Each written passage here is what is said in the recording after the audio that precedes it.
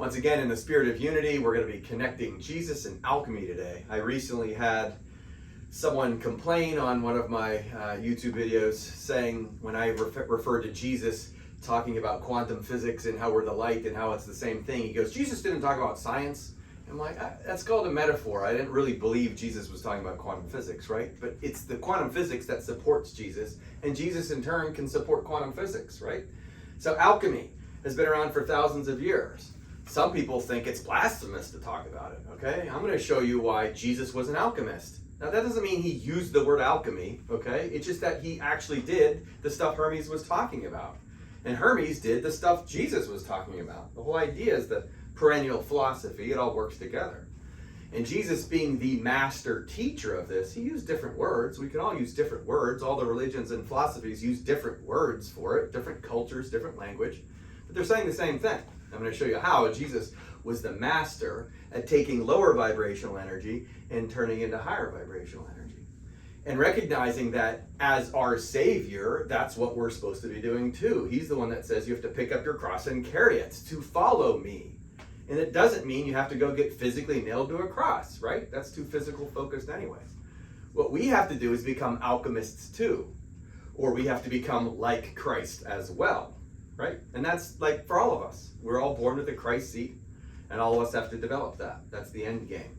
And we just got done doing all the Buddha's Eightfold Path, and he said the same thing. It's why I've left this little lake up there at Samadhi. Samadhi is the end game of alchemy as well. That doesn't mean Buddha talked about alchemy, okay? Or Hermes talked about Buddhism. Of course not. It's just that they're saying the same thing. That which is this Buddhist lake called Samadhi is the same thing as coagulation in alchemy. And it's the same thing as being resurrected and to be born again in Christianity. So we're going to go through how Jesus was a master alchemist, how that's our job as well, by starting with one of my favorite topics, the definition of sin. Now, I have a video a couple years ago about this more in depth, so we're going to do this relatively quickly. Most people think sin is behavioral. In some ways it might even be, okay?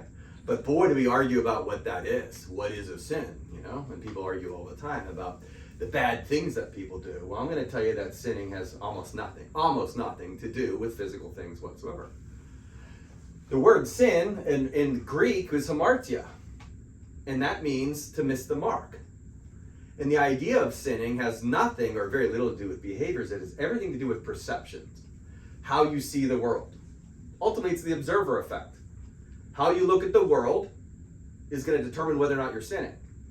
And if you look at yourself as physical primarily, if you look at the world as primarily physical and each other as primary physical, we're actually sinning. Because that's not what we are. We are primarily spiritual. What we are secondarily, or the Buddha would say temporarily, is physical. You're an eternal spirit who's now in physical form. But if you lead with that physical form, that's what a sin is. It's missing the mark. The mark that we are is spirit form. That's what all the prophets are talking about. When you go through alchemy, the whole goal of getting to coagulation is to separate the physical and the spiritual and then reintegrate them so you can understand what you are, instead of the jumbled mess we usually are. And that oftentimes misunderstood religion reinforces this idea that you're defined by your behaviors in any way. Well, no, your behaviors will come along with the way you perceive the world. But if you perceive the world as spiritual first, you're now not sinning. Jesus was born without sin. That's very important. And it just means he knew what he was supposed to be doing. He came down here physically, and he knew he was spirit. And then he had to grow in spirit. Luke 2:52, he grew in spirit. He grew in stature and favor with God and man. That's because he had work to do. That's us. That's also alchemy. The idea is I'm temporarily Steve physical, but I need to end up focusing on my spiritual self in order to master myself, to have enlightenment, to have the born again quality. It's also really, really good mental health. Helps people with their addictions. Okay? It's wonderfully healing in many ways because that's what the Holy Spirit does. So to sin is to misperceive. Now, it's hard for some people to believe, but man, it's right there in Scripture. Let me tell you what it says in Psalm 51, verse 5. It says, "Surely I was sinful at birth, from the time my mother conceived me." Now, how can somebody at birth be a sinner already? How can, from the point of conception, we be a sinner already? What the heck? If it's about physical stuff, little baby sinner, okay? Is it the baby's fault because it did something wrong? Conception, embryos, is that what we're talking about? Already a sinner. That's Psalms. Right? Well, what could that be? Well, it is what's known as original sin. I like to sometimes think the only sin, okay? The original sin is this. Once you've taken on a body, it's the same thing as Buddha's first noble truth. You're here, you're going to suffer, right? You're here, you're going to sin. Because who takes on a body and goes, I'm spirit from the beginning? No, you take on a body, you fall for the body. It's why Einstein said the world's an illusion. It's a persistent one, though, he says. It's persistent because when you were an embryo, you weren't really processing all of this. And then by the time you're born, you're dazed and confused. And you're like, what's going on here? And then everyone starts telling you what you are. And then you get conditioned. You're physical, you're a boy, you're a girl. This is what we wear. These are the people we like and these are the people we don't like. This is who we, this is our customs. These are the people that we reject or the people that we embrace, stuff like that. It got taught to you, got taught to me, it gets taught to everybody. You didn't have any choice because, you're a 2-year-old and you're not really thinking this stuff through. You're like, all right, I'll speak the English you tell me. I'll call myself Steve because that's what you keep calling me. I'll wear boy clothes because that's what you put on me. Whatever. Go Steelers because I'm in Pittsburgh. That's conditioning. Why do Americans, American football versus, say, European football, different sports? Well, why are we so into this other one over here? Because, again, it's our culture. It goes on and on. It's very easy to see. And religion. Why did we end up becoming a Christian nation? We could have become another religion. But people just buy into their team because it's conditioning, okay? And so we take on and we adopt that. Well, if you're sinning at birth, that's because that's also something you take on. By definition, you take on an ego. You can't help it. 100% of us take on ego because you'll fall for it. Every one of us does. I joke in New Eyes, if women would give birth at 21 years old, maybe we could avoid all the suffering. Who wants to stay pregnant for 21 years? The fact is, babies are born helpless, and they really can't use their brains very well. And not until 21 years old or so are we even cognitively formed. We still got to work on this stuff. So we are totally vulnerable to influence in so many different ways.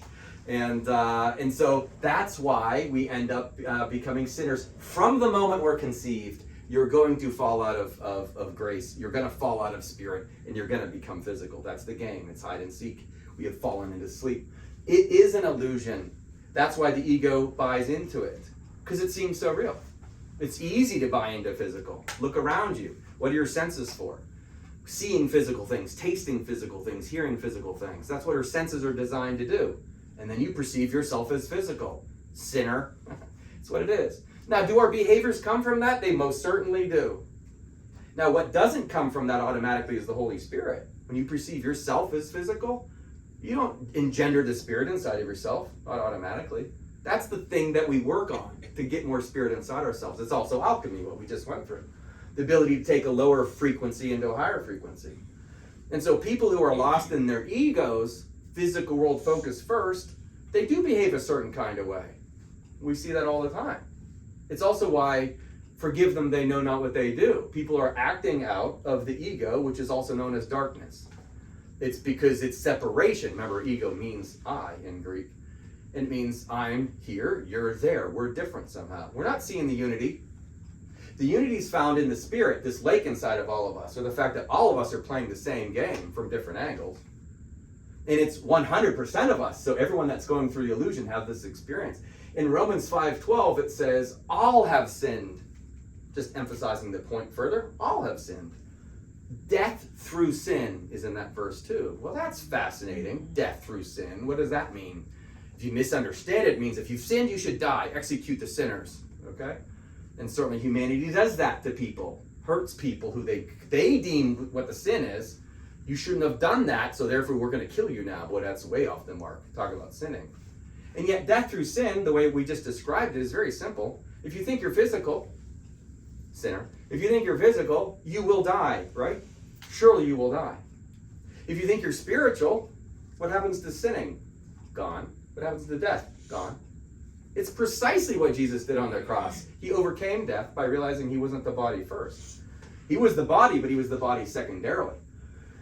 To sin is to die. Romans 6:23, the wages of sin is death. I mean, we're quite literally talking about sinning equals viewing yourself as physical. When you physically go to die, if that's what you identify as, I'm dying, okay? What if you identify as spiritual? Then there is no more sin, there is no more death. And that's our journey. The alchemy journey is to understand, as you've gone through the separation phase, and then the integration phase, you realize, I'm a spiritual being having a physical experience. And now death is just, removing, taking off your clothes, right? It's transforming into something else. You're getting rid of the ego, that part's true, but then you realize you weren't the ego, no more than I am the shirt. So the wages of sin is death. That makes tons of sense when you look at it that way. It doesn't mean that you're going to hell or you have to be executed because you committed some sort of mortal sin. It's just the fact that you bought into the ego costume in the first place. So here we have, like to say, Jesus comes to the rescue. Now, to understand what we've said so far sets us up beautifully for why Jesus is the Savior and why he's an alchemist. Because he came to show us very precisely that you're a spiritual being. In order to do that, you have to get past all the trappings of the ego, like judging other people for any number of reasons, infinite in the number of ways we judge each other, right? You also have to love your enemy. Okay? Didn't say vote for them. You have to love them. And if you don't love them, you're not past the ego yet. When you love your enemies, you actually bring spirit into you. And then you know what to do. You can alchemize. You can take that love like Jesus did during his crucifixion. And he forgave people that were clearly in the wrong. Okay? And he didn't try to cancel them. He loved them. Wow, that's radical. And so Jesus comes to the rescue because he was a great alchemist. Well, here's how just 2 verses in John. Those would be John the Apostle. 1 John 4:8, God is love. We've talked about this many times. We're made in God's image. God is love. So what does that make us? We're love. I'm not Steve. I'm love. You're not your physical name or your physical body. You're love. You're love condensed into matter. Your love in a vibration slowed down. And when you get slowed down, you take on a body and you take on an ego. And then the goal is to learn how to get past that thing, okay? 1 John 2:2, John says, Jesus took on the sins of the whole world. Now, this is one of my favorites. Jesus didn't die on some cross all those years ago because you stole cookies from your mother's cookie jar. He didn't die on a cross because of inappropriate sexual activity or inappropriate substance use, okay? That's not what he died for. He died on a cross because he took on the energy and the frequency and the vibration of the world's ignorance. He felt all of it very deeply in an alchemy-like way. There's so many stories about how much he suffered because he saw the pain other people were in through their own ignorance, okay? And the suffering that we go through because we're refusing to believe that we're spirit, because we refuse to get the ego out of the way. That's why we suffer. Now we're back to Buddha. The whole reason of our suffering is because of attachments, and it's the ego that does all the clinging. We suffer because of attachments. Well, Jesus is like, all right, I'll show you how not to suffer, and he's going to show us the ultimate in detachment, including getting his body nailed to a cross and loving his enemy while they did it. That is like the most extreme, awesome example, high-level example of what an alchemist would look like and what they would do. He took the lower frequency vibration and he flipped into something so much higher, and he was showing us, I'm not my body. In fact, I'll come back in 3 days. I'll come back again. I'm not actually dying, Peter. Stop trying to save me from dying, Peter. Satan, get behind me. Because Satan is the ego, as we're going to talk about at the end. Satan is the ego. It's not a dude with a pitchfork. It's that voice inside your head that says, this isn't true. I'm not worthy. I'm not as good as Jesus, even though Jesus said you were. Jesus even said you could do greater works, right?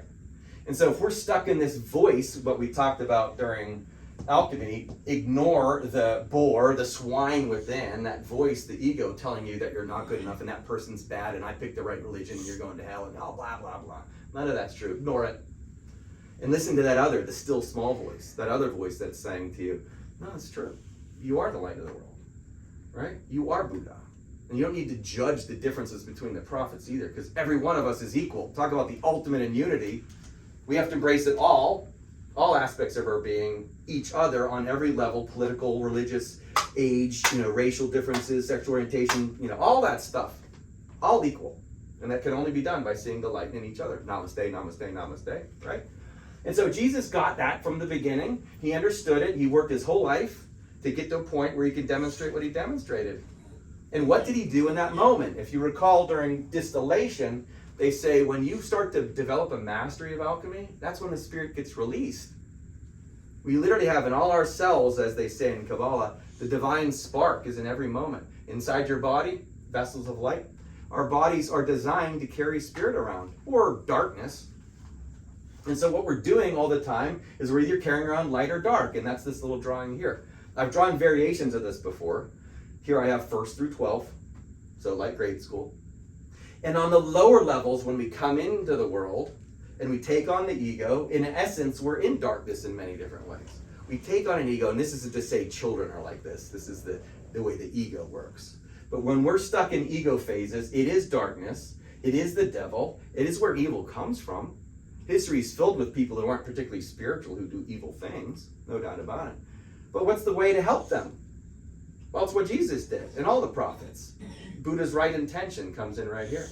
We must spread spirit. That's what we have to do. That's the alchemy process. We must take on the energy, the lower frequency, and we must spread back higher energy. That's it. And if I get pulled down by the frequency of a lower vibrational state, that's on me. That's like a kindergarten teacher getting all upset because all those 5-year-olds are so unruly, okay? We must beat them. No, how about learn how to adapt to a 5-year-old? Go to their level. Learn how to teach them. Same thing with other people whom we disagree with. We have to go to their level energetically and rise them up energetically. That's exactly what Jesus did. That's why he was a master alchemist. So he walked this walk. And in this little drawing here, hopefully you can see it, but I'll explain it and we'll talk about it as a group later. My 3 favorite parts of the physics of everything. The observer effect, superposition, and entanglement. Right? And what is the observer effect saying? I'm not a quantum physicist. I just imply this stuff, okay? The way the observer looks at a situation affects the situation. That's well-known physics. And it affects it through this concept called superposition, because superposition is the probability of any given outcome. Well, if you perceive yourself as a physical being, and you lead yourself, and you present yourself physically, and you see everything physical, and you put that out there for the world that you're physical, guess what you're going to have? A whole lot more physical-oriented experiences. And you're going to see separation. You're going to see division. You're going to see differences. And it's going to make you angry when people disagree with you. And we're going to feel justified in doing so. The truth is, the other person's doing the same thing, looking at it from their perspective, relatively speaking, and they're arguing for the same thing. I'm right and you're wrong, and that's the battle that ensues. And now you got dark arguing with dark. So here I have this little drawing of 2 people that are empty, got the word empty, and this person is influencing that person with emptiness. You take some of my emptiness. You take some of my darkness. And the other person's doing the same thing back, so that's a lose-lose situation. No one grows. What happens to a seed if no one offers it light? Can't grow. Okay? But the journey, thanks to superposition, the more you start to shift towards spiritual focus, the more you start to get different experiences. It's precisely the way, the multiple worlds theory, many worlds theory of quantum physics, describes the many different options that we have moment to moment. Something as simple as, am I going to hold this in this hand or am I going to hold it in this hand? Both of these existed in the field of superposition. It's video game stuff. Pac-Man has the ability to do an infinite number of things within the design of Pac-Man. Well, the world was set up with an infinite array of options and experiences for all of us to have. Well, the more egocentric we are, the more certain types of experiences we have. Well, the more spiritually we become, the more unity type of experiences you have. I was going to say unfortunately, but I know better than that. Part of the process of becoming spiritual is alchemy, and that includes the calcination and dissolution, and then fermentation and painful phases. Nobody said getting spiritual was fun. That's not in the Bible anywhere, okay? It's necessary. It's part of the process. And it leads to great joy for sure, but boy, getting past that ego, that little devil inside of you, that's tough work, right? And so the journey is to go from low to high. Here I have light, spirit, God, and love up top. I don't care what word you use, but they're diametrically opposed, or more to the point in alchemy. It's on a scale, if you will, like temperature. It's a range of going from dark to light, from ego to spirit, from devil to God, from evil to love. And when we're in ego mode, we're these lower things. It's a lower frequency, it's low vibration, and if that's what we're spreading, then we're not doing alchemy. But once you get in there and you rise up to the level of what you are through distillation and coagulation, and you bring the spirit into your form. This is spirit condensing into matter, just like water condenses into ice. Heaven to earth, or the Tao says, bringing it down to earth. Now we've brought the spirit into physical form. Well, you just went first, second, third, all the way up to 12th grade, and now you're spirit form. And the spirit form is now offering that to the other person. What you don't see here is sports and politics and relationship dynamics. Nothing physical. It's irrelevant. The only thing that matters, like I like to say, this is Charlie Brown's teacher, what matters is the spirit in what you're doing. Charlie Brown's teacher, wah, wah, wah, wah, wah. The words that are being said are relevant. It's the spirit and the intention in the words. Now we're back to the Buddha and right intention. So the proper thing is to get in there and do exactly what Jesus said with his 2 commandments. First, love the Lord your God with all your heart, soul, mind, and strength. That's what gets you filled with spirit. What does that mean to love the Lord with all your heart, soul, mind, and strength? Well, that includes you better love your enemies. It also means you better trust. It also means you better endure in all these phases and explore. Seeking you shall find, that's exploring. I mean, it's all in here. We could do it. We already did that with all these Christian verses here. He was saying the same exact stuff as Hermes, except for he mastered it. And I don't know what Hermes did or not, but Jesus absolutely mastered it physically. Then it showed it to us. And then what do? We take it and make it physical. And then we take his teachings and make it physical, and we lose the spirit in all of it. John 6:63, the spirit gives life, the flesh counts for nothing. So we're not interested in the physical. We're interested in, am I spreading spirit or am I spreading emptiness? So an alchemist recognizes, love the Lord your God with all your heart, soul, mind, and strength. And now you can be filled with spirit. Now you are spiritually rich. Now you can distribute it wherever you go. Like a philanthropist who's got billions of dollars, you can just throw it all over the place. A spiritual person's got tons of it. He can throw it at its enemies. A spiritual person also knows that each one of us has this option. In fact, a spiritual person knows that each one of us is going to do this. So a spiritual person can be patient. Spiritual people tend not to brag about who's better than whoever else they're dealing with. I'm more forgiving than you. Okay, that's not particularly spiritual. And a spiritual person is a peacemaker, which we talked about, I think, last week. Why Jesus says to be a peacemaker. You're not going to bring peace to politics. Good luck with that. That ain't happening. But can you fight politics and do it with spirit? Yes, you can. And you can fight the good fight in sports, like Troy Polamalu. I've met plenty of good Steelers over the years who are wonderfully spiritual people, but great warriors on the football field, okay? Plenty of them. You could be very focused on the ego, but realize your spirit. In fact, that's the point of coagulation. Go be your best physical self, but remember that you're spirit. So on that level, once you've graduated all the way up, it is what entanglement is. So you just use superposition, the observer effect, to see the world spiritually. Then the world showed you a bunch of spiritual circumstances, gave you spiritual relationships. The success should be self-explanatory. You can feel it, self-evident. Muhammad said that about religion. No compulsion in religion. Truth stands out clear from error. That's exactly what I'm talking about. Truth is clear from error because once you get filled with spirit, I don't really care what prophet you're listening to. It's all Christ consciousness. All of it. Romans 8:28. All things work together for good for those who love God. That's absolutely everything on earth. Okay? All things work together. But you got to love God, and that does mean diving into this process. So entanglement, which is the science of interconnectivity, the science of spin and how particles from one galaxy can affect a particle in another galaxy through some sort of unknown force, which Einstein called spooky action at a distance. But the force is known. It's just called love. And that force doesn't need to travel. That force is everything.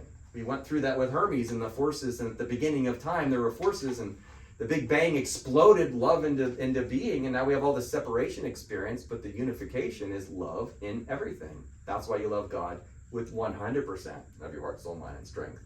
And the other is like it, to love another as yourself, right? And that means our jobs are singular. Get filled with the Spirit, spread the Spirit. Any questions?